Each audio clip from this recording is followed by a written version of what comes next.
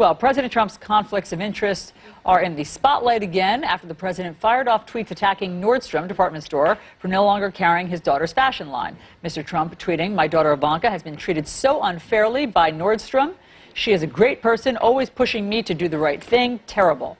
We are joined now by Norm Eisen. He is a fellow at Brookings Institution and was President Obama's White House ethics czar from 2009 to 2011, and Brian Stelter. He is a CNN senior media correspondent and the host of Reliable Sources. Gentlemen, great to have you. We have a lot to talk about with you both this morning. Norm, let me start with you. Is there something wrong with President Trump, who he says is defending his daughter and calling out Nordstrom by name? Good morning, Allison. Good morning, Chris, Brian. Yes, there is something terribly wrong with what's been going on. And it's not just this bullying where Trump is attacking an American business because they had the temerity, they say, Ivanka's line wasn't selling, and they made a market decision, and he's bullying them. And then his press spokesman, Mr. Spicer, is pouring it on, claiming, apparently falsely, that it was a political decision. That is not what American presidents are supposed to do. He's blurring the lines between the government business and his personal and family business. His daughter has apparently maintained ownership of these lines. She stepped away from management. He may be invested in these businesses, and it's part of a long pattern of doing this. It's wrong. I believe it's against the Constitution and American law. But just one more beat on this. How is it against the law? You mentioned the California unfair comp law, the competition law. I looked it up, and it does talk about unfair business practices that used to fall into the categories of per se defamatory actions. But how is he doing that? How is this construed as a business act? Chris, when you put together the tweet, it started in Mr. Trump's personal Twitter feed. It was retweeted by the White House, and his spokesman's statements, they're making claims, which Nordstrom says are false. It's not a political thing. It's not a question of fairness. It's a business decision, they say. Ivanka's line wasn't selling.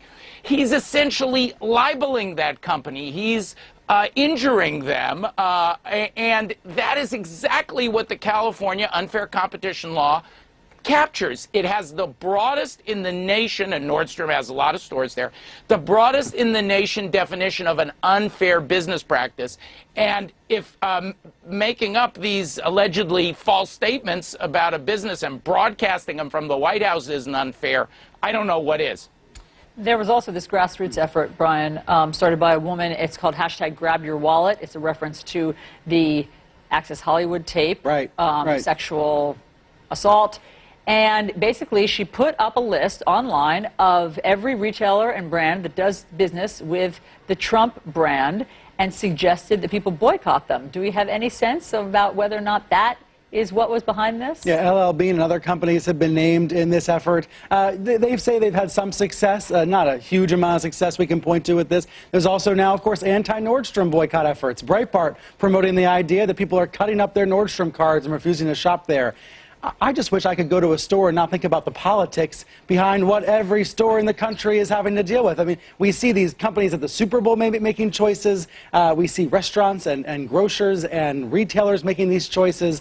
It's complicated out there, and it's a shame that everything has to be about politics. But either sales are down or they're not. I mean, that's going to be dispositive for Nordstrom's decision. Not that they have to justify it. They say that they were. But it's interesting. Obviously, the president feels differently. He went out of his way in that tweet to say, Ivanka tries to get me to do the right thing, almost defending, don't blame her for what I did. And as a dad, we understand that. But President Trump said he would be more restrained with Twitter once he was in the Oval Office. And we've actually seen the opposite. We've seen less restraint now that he's in. And again, there are different opinions on this. Norm Eisen, I like the president being on Twitter. I like getting a first-sense impression of the workings of the president's mind, good, bad, and ugly on occasion. But you get down to the same fundamental proposition. There is no law, with all due respect to your California, the extract of the Federal Trade Commission Act. That argument aside, this is about what is right to do and not right to do.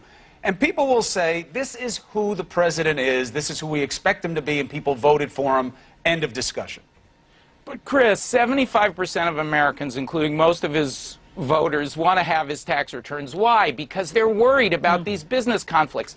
Every president, both parties, 40 years, has made a clean break with their businesses. Yeah. And Trump's failure to do that is creating an overhang. It's very good for us. I like reading his Twitter feed as well. It creates a lot of media attention. I'm sorry Brian can't escape politics in the dressing room at Nordstrom's.